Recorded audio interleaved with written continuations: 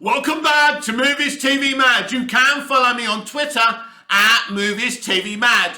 Do you know what? It's really good to see Henry Cavill putting the cat amongst the chickens. You know, it's really funny to see him being hated by the Witcher fans. Not funny because I want Henry to be hated. I just think people's reactions are hilarious. This is how we felt for 5 years without Superman in the DC Extended Universe. Witcher, you only got him because we lost him. We've got him back, and I'm really happy about that. But Henry hasn't stopped there. He's come out and spoken about the John Williams theme being on that Black Adam post-credit scene, calling the Williams theme the most recognizable theme for Superman, but also complimenting Hans Zimmer and his theme, idea of hope. So look, this is part of the problem. This is why I said ages ago, right? Because fans are not happy. There's no question about that. You know, Snyder cultists are out there. They're not happy with Henry Cavill. They feel like he's betraying them and their Lord Snyder. I mean, why call the director Lord Snyder? It's them, not me. But this is part of the problem. And this is why I said that if it was me, I wouldn't have brought back Henry Cavill. I wouldn't have brought in James Gunn to run DC. I would have brought in Bruce Timm to start from absolutely scratch. Because Bruce Timm is the only person who's ever fucking succeeded at creating a DC universe. Yes, in animated form. But if you can do it in animated form, which is more challenging, by the way, and takes fucking longer, you can do it in live action. He's the only person who's succeeded. Succeeded. He created Batman, the animated series. He created Harley fucking Quinn. Anyone who co-creates Harley Quinn must be a genius. So Bruce, although he's no spring chicken anymore, I don't care. I don't care about his age. He should have been in charge with Peter Safran, not James Gunn. I like James. I don't like his shit take that Marvel and DC are not rivals. You listen here, James. You are about to be controlling one of the biggest comic book live action entities around. And you are going to be a rival to your ex-employer. And if you don't believe your rivals, then you don't understand business and you shouldn't be in this position. Now, by the way, I like James Gunn. And I'm excited about the news that he and Peter Safran are running DC Studios. It's great. But James Gunn wouldn't have been my favoured choice. Now, as you know, if it was me, I would have started from scratch. There would be no The Batman sequel. There'd be no Joker 2, Joker Folie à Deux. None of that shit. Although I'm excited for it, inject it in my veins. As I say, I would have started from scratch with Bruce Timm. Because I want to talk about Henry Cavill's Superman coming back. And as exciting as it is, we have a Superman, an actor who played a real-world Superman.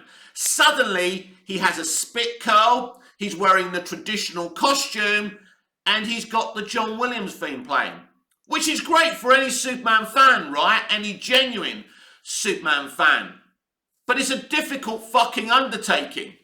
We hear the reaction of the Snyder fans. We hear a different reaction, from, comic book, diehard Superman fans. And there's this divide. If you don't bring Henry Cavill back and you actually cast a new Superman, you don't get this situation. So you're asking the audience to accept that Henry Cavill isn't Zack Snyder's Superman anymore. Because Zack Snyder's Superman is a real-world Superman, right? And this Superman, the Superman that Henry wants to play, is a comic-accurate Superman. Is that possible?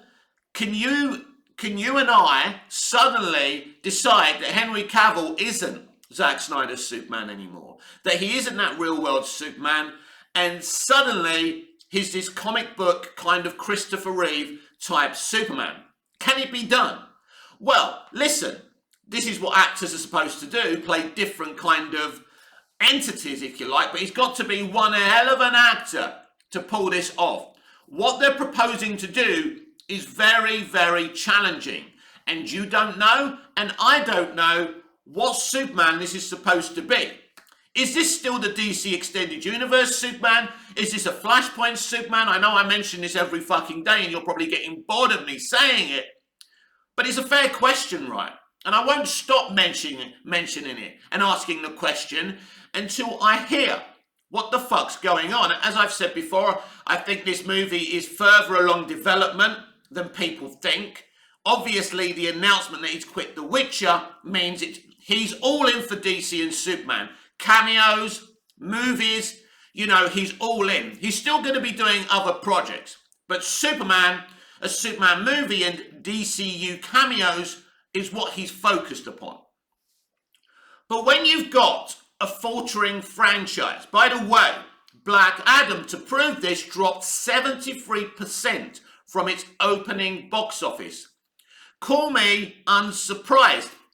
And this is commentary on the Hamadaverse, not the new leadership. Without the new leadership, this film wouldn't have been presentable. It wouldn't even be crossing 100 million this weekend domestically. But 100 million domestically for a comic book movie starring The Rock is absolutely pathetic.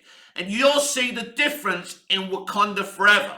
That is probably going to cross 500 million in its opening weekend. Yeah, it's fucking frightening, isn't it? Why? Because the audience have loyalty. They feel they have to see the next Marvel movie or they'd be missing out. With DC, they don't care. Excuse me, they don't care if they see it or not. We do, the DC fans, we care, but a 73% drop shows you everything where they've gone wrong. We started with Snyder, mistake. We started in Nolan and Goya, mistake. Imagine if they started with Bruce Timm in 2013, where we would be now. He gave us the Hall of fucking Justice, the Watchtower, a Green Lantern animated series, a Superman animated series, I've already mentioned. The Batman animated series, which is one of the most celebrated things ever to happen on the screen in comic books. Bruce Timm's a fucking genius. Why isn't Bruce Timm involved in DC Studios? Right? Okay, you've given the gig to James Gunn and Pete Safran, right? Okay, I'm happy. I'm excited. But surely any DC studio should have Bruce Timm as a consultant. Are they making the same mistakes again? We heard this week that Greg Berlanti is redeveloping the shelved Green Lantern HBO Max streaming show into a Jon Stewart television show. Greg Berlanti is one of the many people involved with the Ryan Reynolds Green Lantern movie. It was a disaster. So one of the people involved in said disaster has been attached to a Green Lantern streaming show for 2 years. They're not really learning their lessons here. And if David Zaslav has really fucking agreed that Berlanti redeveloped a shit script into a Jon Stewart show, then, his cups ain't in his cupboard. That's all I'm going to say about that. You've got to learn your fucking lessons. The worst people are the people who don't learn from their mistakes. Now, David Zaslav, to be fair, has made 100% great decisions so far in, defending the DC brand, protecting the DC brand. Shelving a Green Lantern show that's progressive and as toxic as that script was going to be is protecting the DC brand. Allowing Greg Berlanti, the man who did a Green Lantern movie that flopped, isn't protecting the DC brand. So we'll go back to my original point of this video. I'm loving Henry Cavill giving it between the eyes to the Snyder cultists and saying, my Superman is going to be hopeful and fun, and optimistic. That I love the John Williams theme, and basically I don't give a shit what you think. I'm making this for the fucking fans. I'm making a film that the general audience can watch. Now, I know to Snyder cultists, the general audience is a dirty word, but hey, you don't open a shop and say only you can come in and buy my stuff. It wouldn't happen in retail, And basically, the movie industry, the entertainment industry, is fucking retail. Why is it retail? Because it's a fucking consumer business. You open the doors of the cinema, people come in. Just like in a fucking shop. What you don't say is, oh, we don't want you we don't want you buying our groceries, or we don't want you, we just want these people to come in. It would be ridiculous, right? And any supermarket, or 7-Eleven, Tesco's, would go fucking bankrupt, wouldn't it? So it's a ridiculous thing. So before I sign off today, I'm just going to say this. I'm happy Henry's back. I'm happy that James and Peter are running DC Studios. None of these things would have been my choice. My choice would have been Bruce Timm and Peter Safran. Because Bruce Timm is a fucking genius. And he gets what I want. And he gets what other DC comic book readers want as well. He's done it in animation. He could do it in live action. But I still want him involved in DC Studios. And if he's not, then I'm going to have a problem with it. But ultimately, what they are trying to do, what they are professing to do, as I said earlier, is take Henry Cavill, who played a different, darker Superman. He did. And now they want to get Henry to play a comic book accurate Christopher Reeve type of Superman. That's a very challenging, difficult thing to do. But despite all of that, I'm hyped and I'm excited. Can't wait to hear who's writing and directing this film and, you know, what the film's going to be called. And in all due course, we will find out. This has been Movies TV Mad. I'm Mick, your host with the most. Just ask your girlfriends and your wives. Please like, share, comment, subscribe, hit the notification bell so you never miss this beautiful perfection. And I am beautiful. Well, I say I'm beautiful, so I am. So until I see you again, goodbye, au revoir, auf Wiedersehen.